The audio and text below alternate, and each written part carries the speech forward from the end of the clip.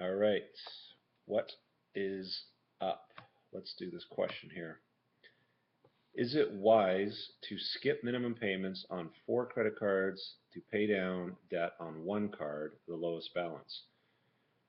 And then you go on to say 5 cards, 50K in debt, total minimum payments average about 2,000 a month, 4,000 to spare monthly.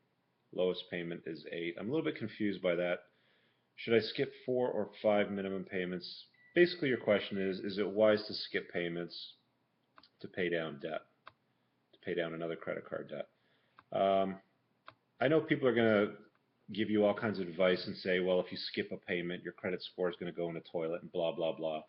But you're saying you've got $50,000 in credit card debt. And I'm speaking from experience here because I've been doing this for 10 years and I've seen thousands of clients' credit reports.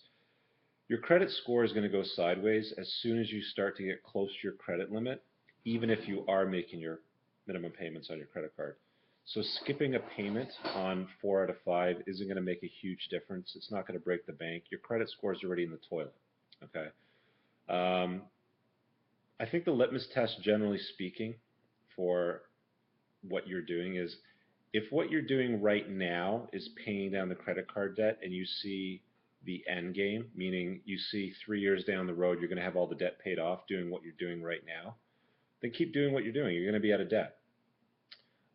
Using a strategy where you throw all the money to one debt, if you've got 5, and then ignoring the other for a few months, and then hitting the next one, and then hitting the next one, months later, might work.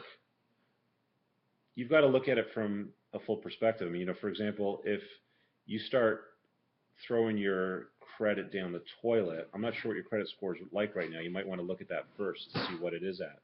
But if your credit score starts going down the toilet, there's this concept of universal default where credit card companies can jack up your interest rate without your permission if you start falling behind on your other credit obligations. So you need to consider that as well.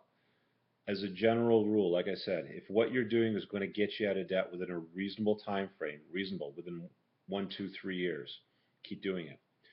If what you're doing isn't working and you see a pattern of it taking 10, 15, 20 years to pay off the credit card debt, you might want to look at something more intelligent like a debt settlement approach or even bankruptcy if the plan that you're on right now isn't going to work. At least get a consultation to find out what it looks like versus what you're doing right now. Very difficult to give you a very personalized answer to this because there's not quite enough information, but that's the general concept. Take it into consideration and be very careful about people throwing comments at you like, if you miss a payment, your credit score is going to go in the toilet. It might already be in the toilet. You should probably check your credit score first to understand what your starting point is.